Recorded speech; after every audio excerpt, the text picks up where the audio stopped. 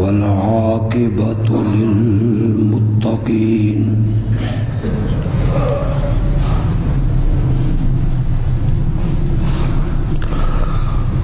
والصلاة والسلام على سيد الأنبياء والمرسلين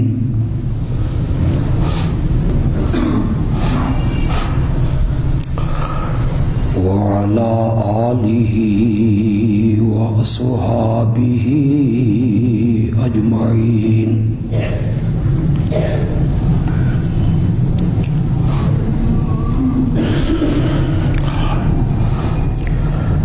أما بعد فأعوذ بالله من الشيطان الرجيم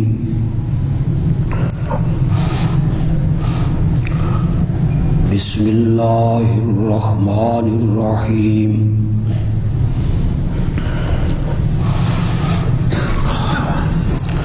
قل إن كان آباؤكم وأبناؤكم وإخوانكم وأزواجكم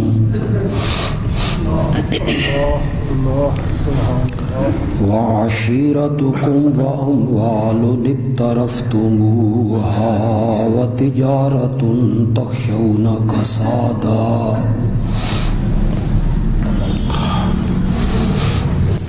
ومساكن ترضونها أحب إليكم من الله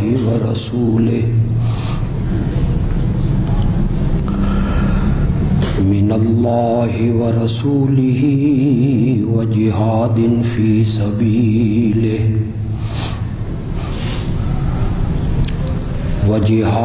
في سبيله فتربصوا حتى يأتي الله بأمره والله لا يهدي القوم الفاسقين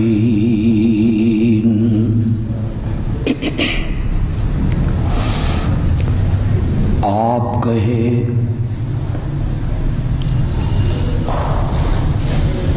کہ اگر تمہارے آباء و اجداد اور تمہارے بیٹے اور تمہارے بھائی اور تمہاری بیویاں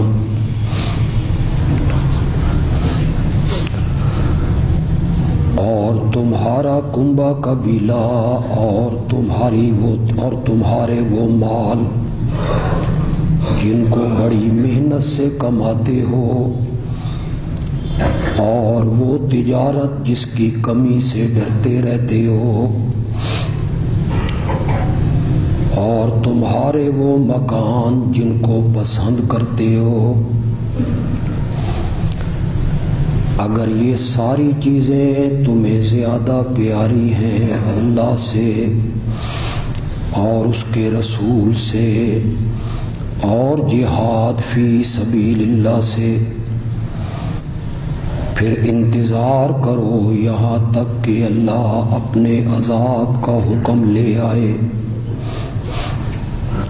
اور اللہ نافرمان لوگوں کو ہدایت نہیں دیتا۔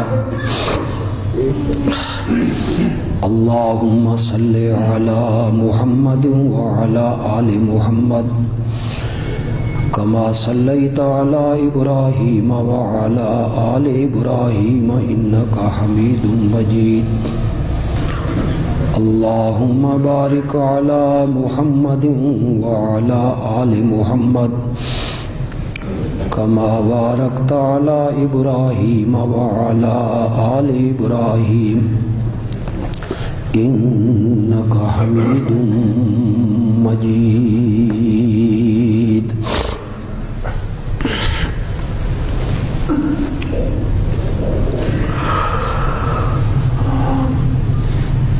ایک مومن کے لیے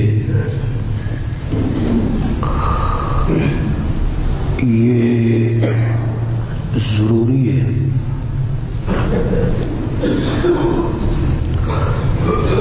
کہ وہ ساری کائنات، تمام دنیا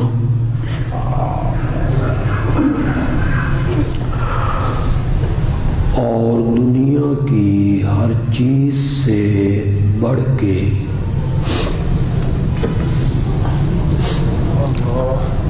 محبت اور پیار کرے حضرت محمد الرسول اللہ صلی اللہ علیہ وسلم سے۔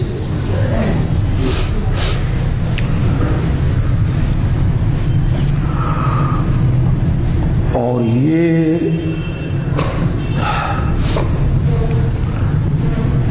کوئی جذباتی بات نہیں ہے،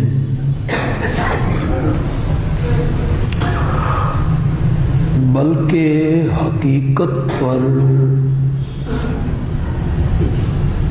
مبنی ہے یہ بات۔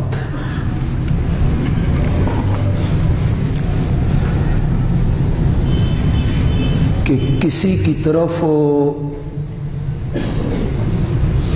میلان ہونا، کسی کو پسند کرنا،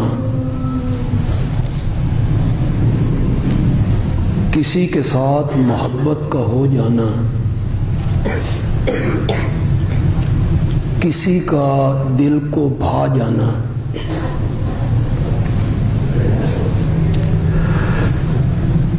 اس کے کئی اسباب ہیں۔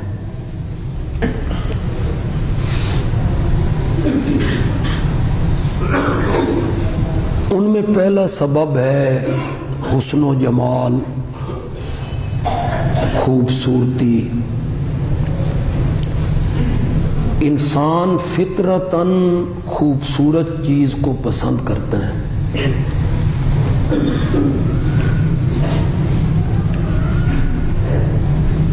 ایک سبب ہے کسی بندے میں کوئی کمال پایا جائے، کوئی خوبی پائی جائے، کوئی فن پایا جائے، تو لوگ فطرتاً اس بندے کو پسند کرتے ہیں، اس سے محبت کرتے ہیں۔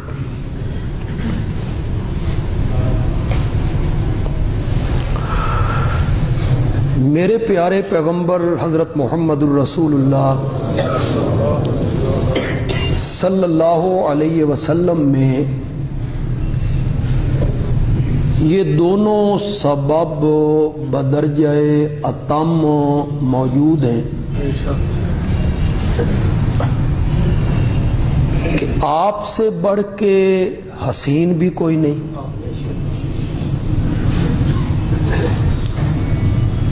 اور رہ گئے کمال، خوبیاں، اوصاف،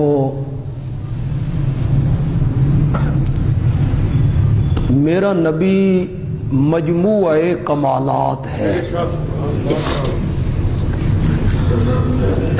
ساری خوبیاں، سارے کمال، سارے حسن، سارے اوصاف وہ میرے آقا کے وجود میں بدرجہ اتم موجود۔ اس پر میں بحث کر چکا ہوں گزشتہ جمعوں پہ۔ کہتے ہیں کہ محبت کا ایک سبب ہے احسان۔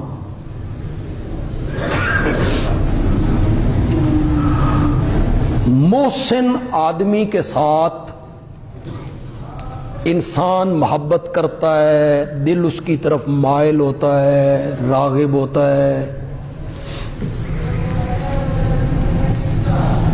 عربی کا ایک مقولہ ہے الانسان عبد الاحسان۔ انسان احسان کا غلام ہے۔ اگر بندے میں تھوڑی سی انسانیت ہو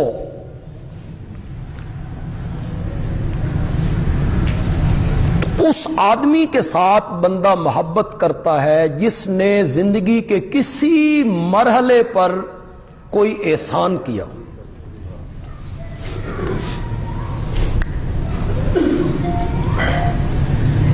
حدیبیہ میں جب نبی اکرم صلی اللہ علیہ وسلم بیٹھے تھے اور مشرکین کا نمائندہ عروہ وہ گفتگو کر رہا تھا، تو اس نے اپنی گفتگو میں ایک جملہ کہا. اس نے نبی پاک کو خطاب کر کے کہا، یہ جو تیرے ارد گرد بیٹھے ہیں نا، مشکل وقت آنے پہ انہوں نے بھاگ جانا ہے، انہوں نے تیرے ساتھ نہیں کھڑے رہنا. یہ جملہ جب اس نے کہا تو حضرت سیدنا صدیق اکبر رضی اللہ تعالی عنہ نے یہاں بہت سخت جملہ کہا، حالانکہ ان کا مزاج نہیں، وہ بڑے نرم مزاج کے آدمی.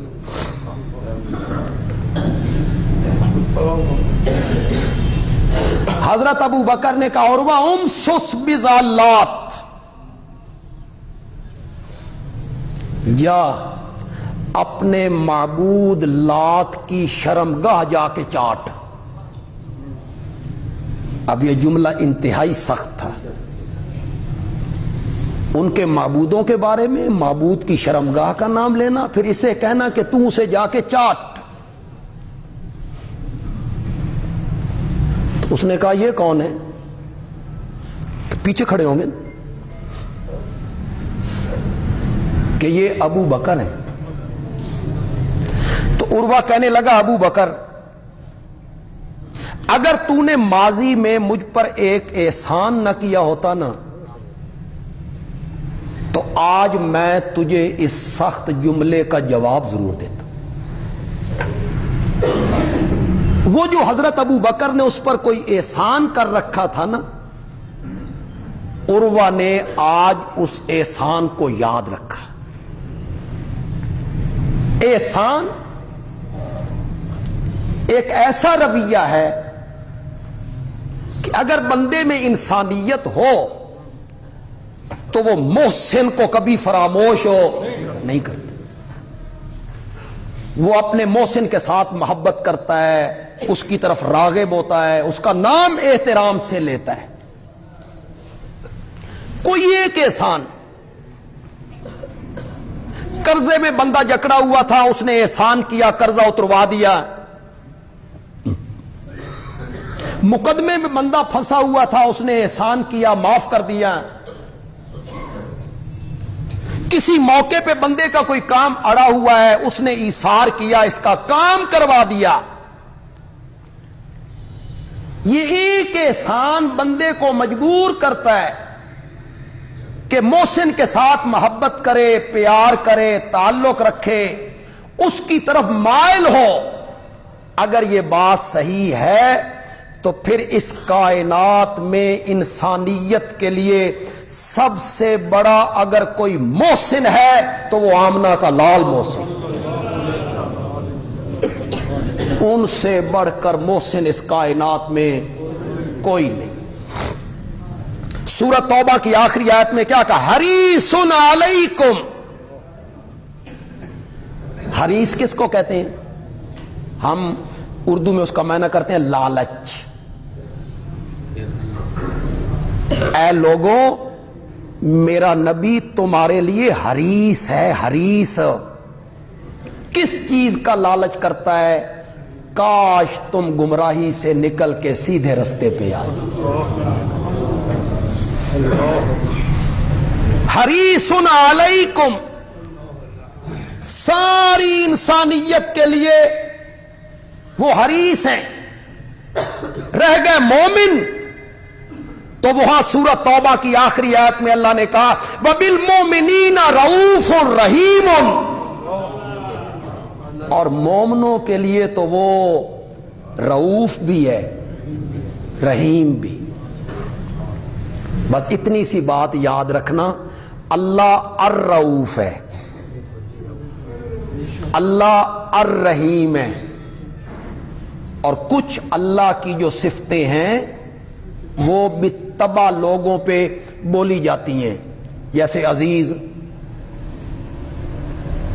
آپ محمد عزیز نام رکھ لیتے، کوئی حرج نہیں، لیکن العزیز یہ صفت کس کی ہے؟ وَبِالْمُؤْمِنِينَ رَؤُوفٌ،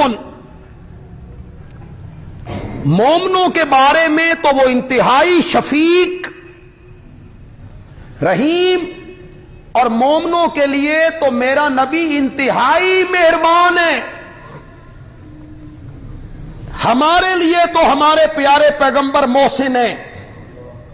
اس سے بڑا احسان کیا ہوگا کہ ہمیں ایمان والی نعمت ملی تو انہی سے ملی۔ اس سے بڑا احسان کیا ہوگا؟ ہمیں یہ قرآن والی نعمت ملی تو انہی سے ملی۔ ہمیں دوزخ سے بچنا سکھایا تو انہی نے سکھایا، اور ہمیں جنت کی راہ دکھائی انہی نے دکھائی۔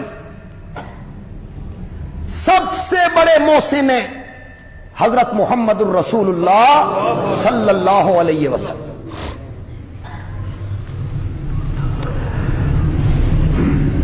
قبرستان میں بیٹھے،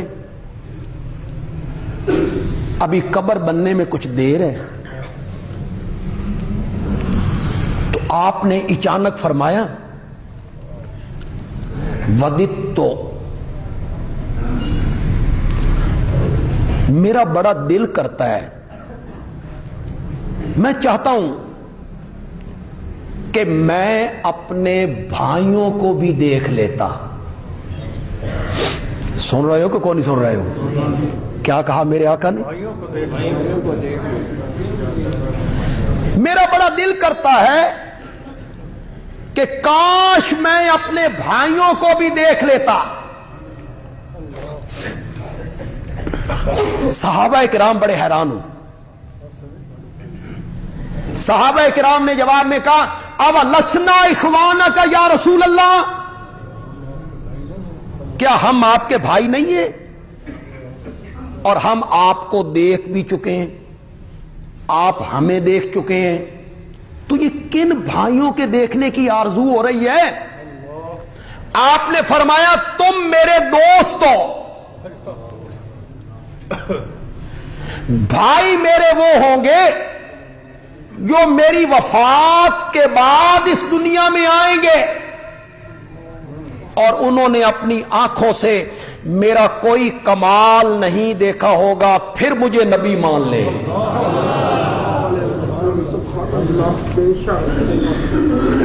صحابہ نے تو معجزے بھی دیکھے تھے،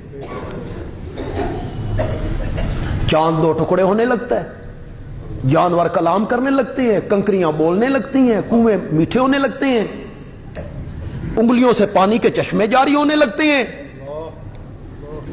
یہ سارے معجزے صحابہ نے دیکھے، لیکن ہم نے دیکھا کچھ نہیں، ہم ایمان لائے، لیکن ہم سب کا ایمان مل کر بھی نہ ایک صحابی کے ایمان کے 1000ویں درجے کو نہیں پہنچ سکتے۔ پتہ نہیں ہم اس وقت ہوتے تو کیا ہوتے۔ کوئی آسان تو نہیں ہے تپتے ہوئے کولوں پہ لیٹنا۔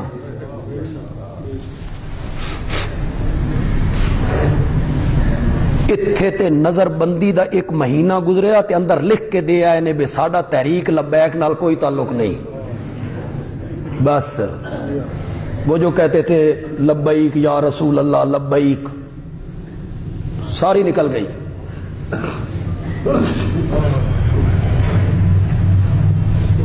اب صاحب اقتدار ایجنسیوں والے انہیں اب پتہ چلا ہے بے اے حلوہ کھان والے مجنونے، اے قربانیاں دین والی شے نہیں، قربانیاں علماء دیوبند ہی دینا جانتے ہیں، ان کے بس کی بات نہیں۔ سارے لکھ کے دے آئے ہمارا کوئی تعلق نہیں، ہمارا کوئی تعلق نہیں۔ تپتے ہوئے کولوں پہ لیٹنا آسان ہے، لوہے کی گرم سلاخیں آنکھوں میں پھیر دینا، ہم کہاں پہنچ سکتے ہیں وہاں بھائی؟ ہمارے بس کی بات نہیں ہے، یہ صحابہ ہی تھے۔ ابو فقیہ کی پسلیوں کا ٹوٹنا اور حضرت عمار کے سامنے ان کی بوڑھی ماں کو 2 جانوروں کے ساتھ باندھ کے 2 ٹکڑے کر دی، سولیوں پہ لٹکایا جانا، جسموں کو چیرا جانا، کلیجوں کا چبایا جانا، 70 آدمیوں کا شہید ہونا، سینکڑوں کا زخمی ہونا، اور پھر دوسرے دن قرآن بولا سورۃ آل عمران میں، پھر دوسرے دن ابو سفیان نے ایک بندے کو بھیجا کہ جاؤ مدینے والوں کو کہو ہم پھر آ رہے ہیں، کہ 70 شہید ہو گئے، 70 گھرانے متاثر ہوئے، 70 خاندان متاثر ہوئے، زخمی الگ، خود امام الانبیاء کے دانت مبارک ٹوٹ گئے، سر مبارک زخمی ہو گیا، آپ ایک گڑھے میں گر گئے۔ اور جب صحابہ کو خبر دینے والے نے خبر دی کہ ابو سفیان آ رہا ہے، تو نبی پاک نے صحابہ سے پوچھا بتاؤ، صحابہ نے کہا وہ کیوں آئے گا، ہم باہر نکل کے اس کا مقابلہ کریں۔ قرآن کہتا ہے ان کا ایمان بڑھ گیا اور وہ کہنے لگے حسبنا اللہ، ہمارے لیے ہمارا اللہ ہی کا۔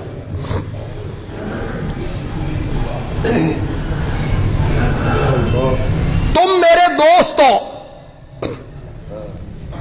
بھائی میرے وہ ہوں گے جو میرے بعد آئیں گے اور مجھے اللہ کا نبی مان لیں گے۔ اور کچھ سن رہے ہو کہ نہیں سن رہے ہو؟ نبی پاک نے انہیں کیا کہا ہے؟ بھائی۔ ہمیں بھی بھائی کہا۔ یہ جو ایک چکر چلایا جاتا ہے کہ یہ دیوبندی لوگ جو ہیں یہ اپنے نبی کو اپنا بڑا بھائی سمجھتے ہیں، تو یہ بڑی گستاخی ہے، بے ادبی ہے۔ اور بھائی کوئی مرتبے میں بڑا بھائی سمجھتے، درجے میں، مقام میں؟ ساری کائنات اکٹھی ہو جائے تو میرے نبی کے مرتبے کو نہیں پہنچ سکتی۔ تم نے قرآن نہیں پڑھا؟ سورۃ آل عمران پڑھو، سورۃ ہود پڑھو۔ آیت میں پڑھ دیتا ہوں، عام میں سے اگر کسی کو عربی کے ساتھ شدھ بدھ ہے، تھوڑا سا تعلق بھی ہے، ترجمہ آپ کر دینا۔ وَلَقَدْ وَإِلَىٰ عَادٍ أَخَاهُمْ هُودًا، اور ہم نے قوم عاد کی طرف بھیجا۔ اخاہم، ان کے وہ تو کافر تھے، قوم عاد تو مشرکین تھے، اور قرآن حضرت ہود کو ان کا کیا کہہ رہا ہے؟ برادری کا، یعنی برادری والا، ان کی برادری کا آدمی۔ وَإِلَىٰ ثَمُودَ أَخَاهُمْ صَالِحًا وَإِلَىٰ مَدْيَنَ أَخَاهُمْ شُعَيْبًا۔ ایک آیت ہے، لیکن تم نے قرآن کے قریب نہیں آنا۔ تم نے عقیدت کے معیار خود گھڑے ہیں، اور ہم نے عقیدت کا معیار وہ قرار دیا ہے جو اللہ کا قرآن کہتا ہے، پھر محمد مصطفیٰ کہتا ہے صلی اللہ علیہ وسلم۔ تم میرے دوست ہو، بھائی میرے وہ ہوں گے جو میرے بعد دنیا میں آئیں گے اور وہ میرا کلمہ پڑھیں گے اور مجھ پر ایمان لائیں گے۔ یہ میرے آقا نے فرمایا۔ صحابہ نے ایک سوال اٹھایا، صحابہ نے کہا یا رسول اللہ، جو آپ کی زندگی میں نہیں آئیں گے، آپ کے بعد آئیں گے، آپ انہیں قیامت کے دن کیسے پہچانیں گے؟ کون سوال کر رہا ہے؟ کچھ یار آپ بھی سمجھ جایا کرو، ہر بات کی تشریح آپ میں ہی کروں؟ خود بھی سمجھو یار، صحابہ کیا کہہ رہے ہیں؟ وہ آپ کے بعد آئیں گے، آپ نے انہیں دیکھا نہیں ہوگا، تو آپ انہیں کیسے پہچانیں گے کہ یہ میرے امتی ہیں؟ کن مسائل میں تم نے الجھایا ہے لوگوں کو؟ حاضر ناظر عالم الغیب ہر جگہ موجود، ہر چیز دیکھتے ہیں، ہر چیز کو پہچانتے ہیں۔ اگر نبی پاک حاضر ناظر ہوتے، ہر چیز کو دیکھنے والے ہوتے، ہر چیز سے واقف ہوتے، صحابہ یہ سوال کرتے؟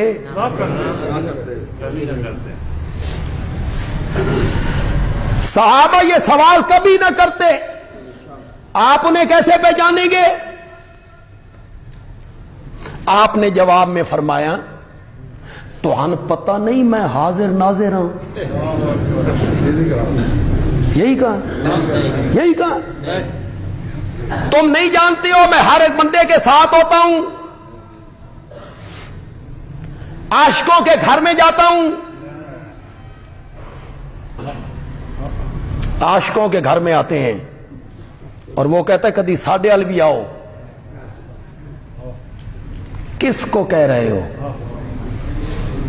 یہ عقیدت کے معیار ہیں، یہ محبت کے معیار ہیں کہ تو ایک عام آدمی کہتا ہے کہ نبی پاک ہمارے گھر میں آتے ہیں، کبھی ہمارے گھر میں، کبھی میرے گھر میں بھی آؤ۔ اور پاگل، وہ شخصیت ایسی ہے سید الملائکہ آسمانوں سے آتا ہے تو اس کے دروازے پہ آتا ہے،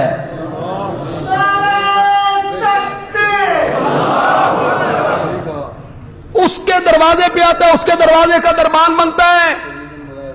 تو بڑا آیا ہے کہ نبی چل کے تیرے پاس آئے؟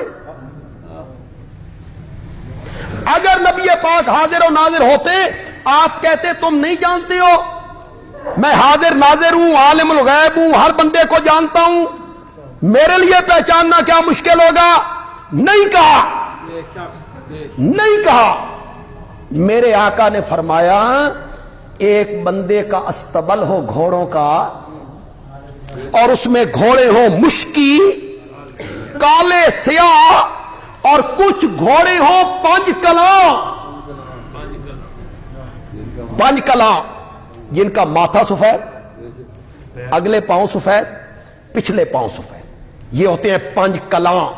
سارے گھوڑے مشکی، ان میں کچھ گھوڑے ہیں پانچ کلاں۔ مالک جب آتا ہے استبل میں، اس کو پانچ کلاں گھوڑوں کے پہچاننے میں کوئی دقت، مشکل، دشواری ہوتی ہے، فوراً پہچان جاتا ہے یہ پانچ کلاں گھوڑے ہیں۔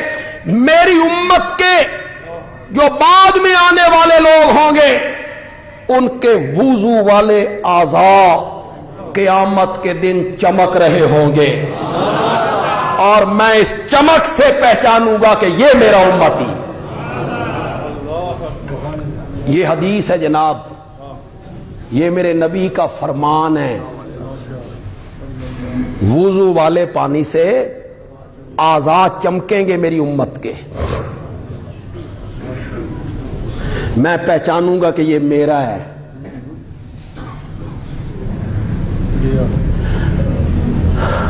آپ سب کا یہ دل ہوگا، خواہش ہوگی کہ قیامت کے دن پیارے آقا مجھے پہچانے۔ کیوں بھائی، دل ہے تمہارا کہ نہیں ہے؟ مجھے پہچانے کہ یہ میرا ہے۔ تو پھر اگر آپ نماز نہیں پڑھتے، اگر آپ نماز نہیں پڑھتے اور آپ وضو نہیں کرتے، تو پھر قیامت کے دن مصطفیٰ کو اپنی پہچان کیسے کروانی ہے؟ سوچ لو ذرا۔ یہ جو کہتے ہو نا حوض کوثر سے جام پینا ہے، حمد کے جھنڈے کے نیچے کھڑا ہونا ہے، شفاعت سے بہرہ مند ہونا ہے، یہ تب ہوگا جب نبی پاک پہچانیں گے، اور آپ نے پہچاننا ہے وضو کے اعضاء کی چمک کی وجہ سے۔ تو پھر نماز نہیں پڑھو گے، پہچان کیسے ہوگی؟ اگر میری یہ بات اثر کر جائے تو جو لوگ نماز کے عادی نہیں ہیں، ان کو عادت نہیں ہے نماز کی، آج وہ اپنے رب سے یہ وعدہ کر لیں کہ ہم آئندہ نماز کو نہیں چھوڑیں گے، ہم نماز کی پابندی کریں گے۔ اسی سے تو آپ نے پہچاننا ہے۔ وضو والے اعضاء، وضو والے اعضاء کیا ہیں؟ بازو یہاں تک، پاؤں ٹخنے تک، یعنی ٹخنے سمیت، چہرہ کانوں کی لو تک۔ حضرت سیدنا ابو ہریرہ رضی اللہ تعالی عنہ اس حدیث کے سننے کے بعد جب وضو فرمایا کرتے تھے تو بازو یہاں تک دھویا کرتے، یہاں تک دھویا کرتے۔ حالانکہ آپ نے بازوؤں کے چمکنے کی بات نہیں کی، آپ نے کیا بات کی؟ کون سے اعضاء چمکیں گے؟ وضو والے۔ تو یہ تو وضو والا عضو نہیں ہے۔ حضرت ابو ہریرہ نے یہاں تک دھونا شروع کر دیا۔ کسی نے پوچھا یہ کیا؟ کہ تو حدیث نہیں سنی کہ وضو والے اعضاء چمکیں گے؟ انہوں نے سمجھا جہاں تک وضو کا پانی چلتا جائے گا۔ تو میں چاہتا ہوں کہ قیامت کے دن میرا آدھا بازو نہ چمکے، میرا مکمل بازو چمکے۔ تو یہ جو غر محجلین ہے، یہ میں نے عربی میں ذرا اس کا معنی کر دیا، پنج کلاں کا۔ غر محجلین، وضو والے اعضاء کا چمکنا، یہ قیامت کے دن ساری کائنات میں صرف امت محمدیہ کا نصیب ہوگا، صرف امت محمدیہ کا نصیب ہوگا۔ یہ احسان کس کا ہے؟ صلی اللہ۔ انہی کی وجہ سے تو ہم غر محجلین بن جائیں گے، انہی کی وجہ سے تو ہمارے اعضاء قیامت کے دن چمکیں گے۔ نبی پاک سے بڑھ کر امت کے لیے کوئی اور اتنا بڑا محسن نہیں ہے۔ محبت کا ایک سبب ہے احسان، کہ جو احسان کرتا ہے بندہ اس کے ساتھ محبت کرتا ہے۔ تو لوگوں کو سب سے زیادہ محبت آمنہ کے لال کے ساتھ کرنی چاہیے کہ ان سے بڑھ کے محسن کوئی نہیں۔ معراج والی رات میں وہ میرے نبی پاک صلی اللہ علیہ وسلم کے عروج کی انتہا تھی، انتہا تھی۔ عقل حیران ہو گئی، عقلیں حیرت میں پڑ گئی۔ اسی جسم کے ساتھ عالم بیداری میں ایک آدمی نے کرۂ زمہریر کو پار کر لیا، جہاں ہر چیز برف ہو جاتی ہے۔ کیسے گزر گیا کرۂ زمہریر سے؟ پھر کرۂ نار، جہاں ہر چیز جل جاتی ہے، کیسے پار چلا گیا کرۂ نار سے، کرۂ زمہریر سے؟ قرآن نے اس کو جب شروع کیا تو قرآن نے کہا سبحان الذی اسریٰ بعبدہ لیلا من المسجد الحرام الی المسجد الاقصی۔ اللہ نے سبحان کا لفظ کہہ کے اشارہ کیا، اے لوگو تم نے یہ نہیں دیکھنا کہ کون گیا تھا، کیسے گیا تھا، تم نے یہ دیکھنا ہے لے کر کون گیا تھا۔ جس نے کرۂ زمہریر کو پیدا کیا، جس نے کرۂ نار کو پیدا کیا، اس نے وہاں سے گزار بھی دیا۔ میرے نبی بلندیوں پہ چلے گئے، پہلا، دوسرا، تیسرا، چوتھا، پانچواں، چھٹا، ساتواں آسمان، میرے نبی اور اوپر، بیت المعمور، اس کے ساتھ حضرت ابراہیم ٹیک لگا کے بیٹھے ہیں، میرا نبی اور اوپر، جنت المأوہ، میرا نبی اور اوپر، سدرۃ المنتہا، منتہا انتہا سے ہے، خود سمجھ لو، تھلویاں شیاں دکھی ہو گئی، اس سے اوپر کوئی نہیں جا سکتا، سدرۃ المنتہا، یہاں جبریل بھی پیچھے رہ گیا، اگر یکسرے موے برتر پرم، فروغ تجلا بسوزت پرم، اگر ایک بال برابر اوپر اڑوں، رب کی تجلیاں میرے پر جلا دیں گی، رب کی تجلیاں میرے پر جلا دیں گی، بس میری پرواز کی انتہا ہو گئی، اوپر سے آواز آئی، آ جا میرا سونا پیغمبر، جہاں نوریوں کے سردار کی انتہا ہو گئی ہے، وہاں محمد بشر کی ابتدا ہو گئی ہے، آ جا میرے پیغمبر، میرا پیغمبر اور اوپر، پھر میرا پیغمبر اور اوپر، میرے پیغمبر عرش کے قریب جا پہنچے، بلا واسطہ جبریل اللہ سے ہم کلام ہونے لگے، جبریل تو پیچھے رہ گیا تھا،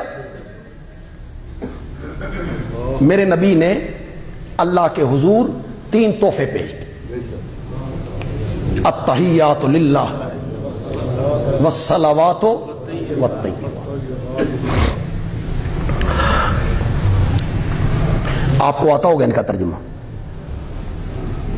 حال میں نہیں آتا، کتنی مرتبہ میں نے اسے دہرایا، التحیات للہ، میری قولی عبادت للہ، قولی عبادت کیا ہوتی ہے؟ پکار، پکار،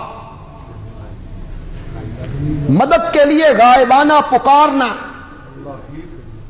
میری قولی عبادت للہ، والصلوات، میری بدنی عبادت للہ، سجدہ بھی اللہ کے لیے، قیام بھی اللہ کے لیے، رکوع بھی اللہ کے لیے، اور طواف بھی صرف اللہ کے گھر کا، قولی بدنی عبادت، والطیبات، اور میری مالی عبادت، کس کے لیے؟ اس مالی عبادت میں زکوٰۃ ہے، عشر ہے، فطرانہ ہے، صدقہ ہے، خیرات ہے، اس میں نظر ہے، نیاز ہے، منت ہے، چڑھاوا ہے، یہ نظر، نیاز، منت، چڑھاوا سب کچھ حق کس کا ہے؟ اللہ، اللہ کا، النذر عبادت، بحر الرائق نے لکھا، فقہ حنفی کی معتبر کتاب بحر الرائق نے لکھا، النذر عبادت، کرو مانا، نظر کیا ہے؟ النذر عبادت، سارے ایک باری بولو گے پھر آگے ترجمہ کروں گا، نظر کیا ہے؟ عبادت ہے، بل عبادت لغیر اللہ شرک صریح، اور غیر اللہ کی عبادت کرنا کیا ہے؟ ہم کلمے میں کہتے ہیں لا الہ، نظر عبادت ہے تو پھر یہ حق کس کا ہے؟ میرے نبی نے یہ تینوں تحفے پیش کیے، اللہ نے جواب میں میرے نبی پر 3 انعام کیے، السلام علیکہ ایھا النبی ورحمۃ اللہ وبرکاتہ، یہ وہی کلام ہے جو معراج والی رات میں اللہ اور میرے نبی کے درمیان ہو رہا ہے، اللہ نے اس سارے کلام کو ہماری نماز کا حصہ بنا دیا، ہم التحیات میں وہی پڑھتے ہیں، پہلے نبی پاک نے کہا التحیات للہ والصلوات، اللہ نے کہا السلام علیکہ ایھا النبی، یہ ہم بطور حکایت پڑھتے ہیں. چلو یہ ایک الگ موضوع ہے. یہ ہم اس کلام کو دہراتے ہیں جو کلام کن کے درمیان ہو رہی ہے. آپ پر سلامتی ہو, آپ پر رحمتیں ہو, وبرکاتہ, آپ پر برکتیں ہو. سلامتیاں تیرے لیے, رحمتیں میری ساری تیرے لیے, برکتیں میری ساری تیرے لیے. حد ہو گئی ہے انعامات کی, اس کی تہ میں اترو تو کچھ نہیں باقی بچا. سلامتی, رحمت, برکت تجھ پر کہاں کھڑے ہیں؟ میرا نبی کہاں کھڑا ہے؟ اس سے اوپر بلندی کا کوئی درجہ نہیں, اس سے اوپر بلندی کا کوئی مقام نہیں. بندوں کو جب عروج ملتا ہے, بلندیاں ملتی ہیں, عزتیں ملتی ہیں, رفعتیں ملتی ہیں, وزارتیں ملتی ہیں, ان عہدوں پہ جا کے انہیں پچھلے لوگ یاد نہیں آتے.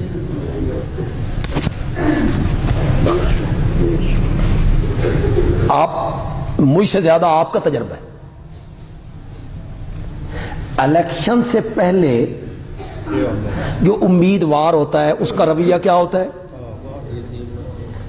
اور جب الیکشن جیت گیا پھر اس کا رویہ کیا ہوتا ہے.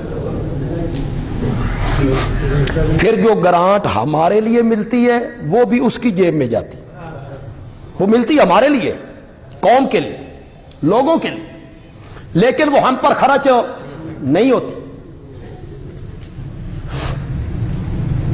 پہلے منتیں کرتی ہیں, عاجزیاں کرتی ہیں, بلندی پہ پہنچے, پارلیمنٹ میں پہنچے, وزارتوں پہ پہنچے, کون ووٹر, کیڑا حلقہ, کچھ بھی یاد نہیں, کچھ بھی یاد نہیں. میرا نبی کہاں کھڑا ہے؟ بولو تو صحیح یار. اس سے اوپر بلندی کا کوئی مقام نہیں. انعام مل گئے, سلام تیرے لیے, سلامتیاں تیرے لیے, رحمتیں تیرے لیے, برکتیں تیرے لیے. میرا نبی سب کچھ سمیٹ کے کہ میرا دامن بھر گیا, میرا نبی سب کچھ سمیٹ کے واپس آ گیا. نہیں ہو لوگوں, میرے نبی نے جواب میں کہا السلام علینا, مولا سلامتیاں صرف میرے لیے نا, میرے لیے بھی, میرے ساتھ میری امت کے لیے بھی. کہاں یاد رکھا ہے, کہاں یاد رکھا ہے. وہاں جا کے بھی میرا نبی اپنی امت کو نہیں بھولا ہے. آپ سے بڑا محسن ہمارے لیے کوئی ہو سکتا ہے؟ ہمارے ماں باپ ہمارے لیے محسن ہیں, انہوں نے ہمیں پالا, تربیت کی. تو بندہ اپنے ماں باپ سے کیا کرتا ہے؟ پیار کرتا ہے, محبت کرتا ہے, بشرطے کہ وہ انسان ہو. انسان ہو نا تو پھر وہ اپنے ماں باپ سے کیا کرتا ہے؟ محبت کرتا ہے. کیوں؟ انہوں نے دکھ میں مجھے پالا تھا, انہوں نے میری تربیت کی تھی. آدمی استاد کا احترام کرتا ہے. پتہ نہیں اب نوجوان کرتے ہیں یا نہیں کرتے, معاشرے ہی بڑا عجیب ہو گیا.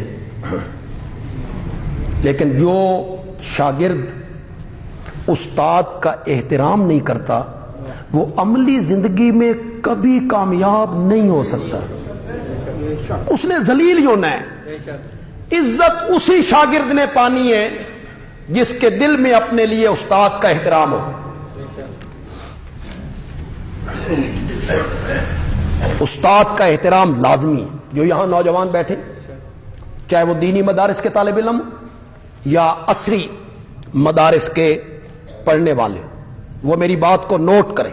میرا یہ تجربہ ہے, میرا یہ تجربہ ہے. میں نے لوگوں کو ذلیل ہوتے ہوئے دیکھا ہے. استادوں کے دو بدو آنے والے لوگوں کو خدا کی قسم میں نے ذلیل ہوتے ہوئے دیکھا ہے. کوئی لیاقت، کوئی قابلیت، کوئی ذہانت کام نہیں آتی. عزت وہی شاگرد پاتے ہیں جو استادوں کا احترام کرتے ہیں، خدمت کرتے ہیں، ان کی جوتیاں اٹھاتے ہیں، وہی کامیاب ہوتے ہیں. اور جو استادوں کا گلہ کریں، ان کی پیٹھ پیچھے ان کی کردار کشی کریں، ان کا کہا نہ مانے، ان کا احترام نہ کریں، ان کا ادب نہ کریں، وہ حضرت مولانا محمد قاسم نانوتوی رحمت اللہ علیہ بانی دارالعلوم دیوبند، کتنا بڑا نام ہے. انہیں خنزیر کے بارے میں معلومات درکار ہوئی. خنزیر کے معاملے میں ان کے گھر کا جو بھنگی تھا عیسائی، ان سے انہوں نے معلومات لی. اس بھنگی سے، اس بھنگی نے انہیں معلومات فراہم کی خنزیر کے بارے میں. کہتے ہیں اس کے بعد جب وہ بھنگی ان کے گھر میں آیا کرتا تھا، حضرت نانوتوی احتراماً کھڑے ہو جایا کرتے کہ مجھے اس سے خنزیر کے بارے میں ایک معلومات ملی. عروج اس طرح ملتے ہیں، بلندیاں اس طرح ملا کرتی ہیں.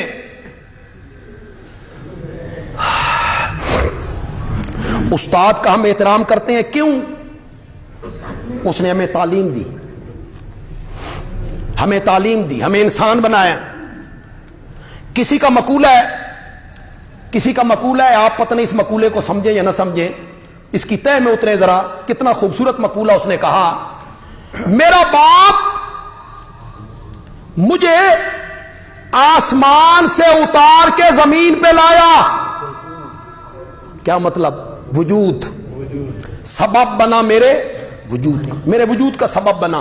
میرا باپ مجھے آسمان سے اتار کے زمین پہ لایا، اور میرے استاد نے مجھے زمین سے اٹھایا، آسمان پہ پہنچا دیا. استاد ہی ہوتا ہے جو تعلیم دیتا ہے، استاد ہی ہوتا ہے جو تربیت کرتا ہے.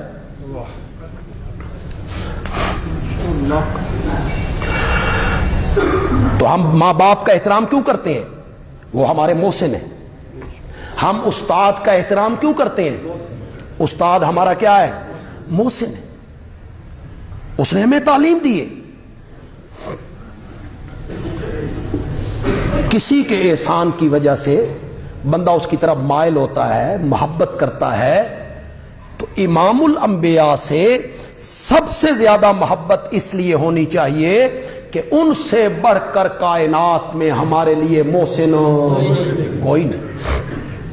بس آخر میں ایک حدیث سناتا ہوں آپ کو. میری طبیعت بھی آج ٹھیک نہیں تھی، پتہ نہیں میں نے کس طرح گھنٹہ گزار لیا. حضرت عمر بن العاص رضی اللہ تعالی عنہ فرماتے کہ امام الانبیاء نے قرآن پاک کی وہ آیت پڑھی جس میں حضرت ابراہیم ذکر کر رہے ہیں کہ مولا ان بتوں نے لوگوں کو بڑا گمراہ کر دیا ہے، تو جس کو چاہے معاف کر دے، تیری مرضی ہے، پکڑ لے، تیری مرضی ہے. پھر آپ نے حضرت عیسیٰ علیہ السلام کی وہ بات پڑھی جو قیامت کے دن وہ کہیں گے، ان تعذبہم فإنہ عبادک، اگر تو ان کو عذاب دے تیرے بندے ہیں، اور اگر تو معاف کر دے تو بخشنے والا مہربان ہے.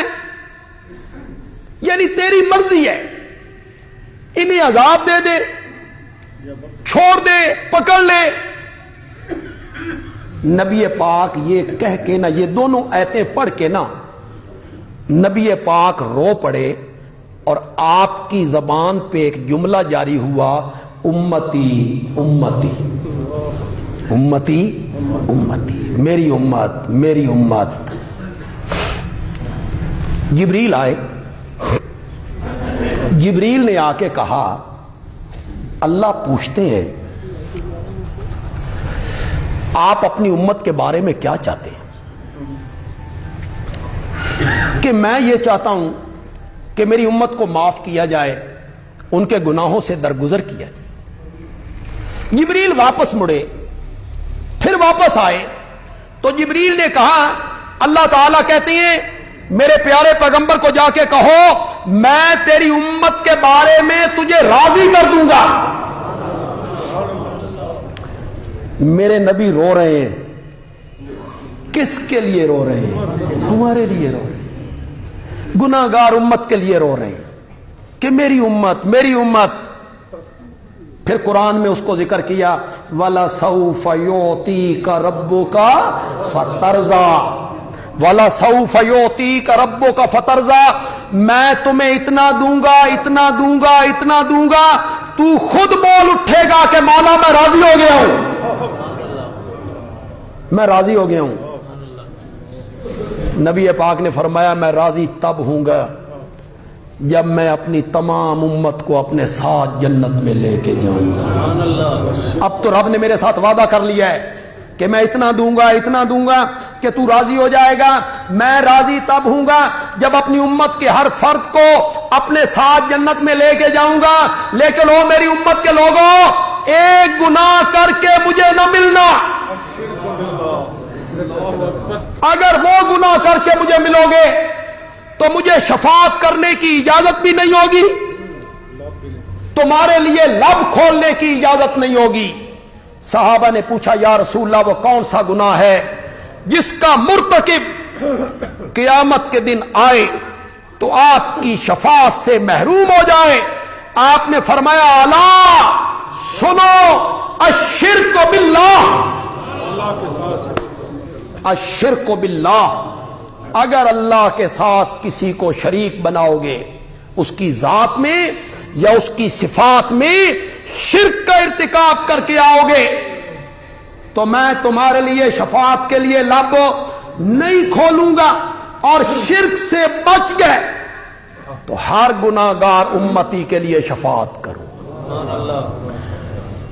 سارے میرے 3 بیانوں کا خلاصہ یہ نکلا کہ نبی پاک صلی اللہ علیہ وسلم سے سب سے زیادہ محبت اس لیے کرنی چاہیے آپ سے بڑھ کے حسین بھی کوئی نہیں, آپ سے بڑھ کے با کمال بھی کوئی نہیں, اور آپ سے بڑھ کے محسن بھی کوئی نہیں. یہ مضمون ابھی چلنا ہے. آئندہ جمعے اس سے کئی 2-3 جمعوں تک یہ آگے لے جائیں گے انشاءاللہ.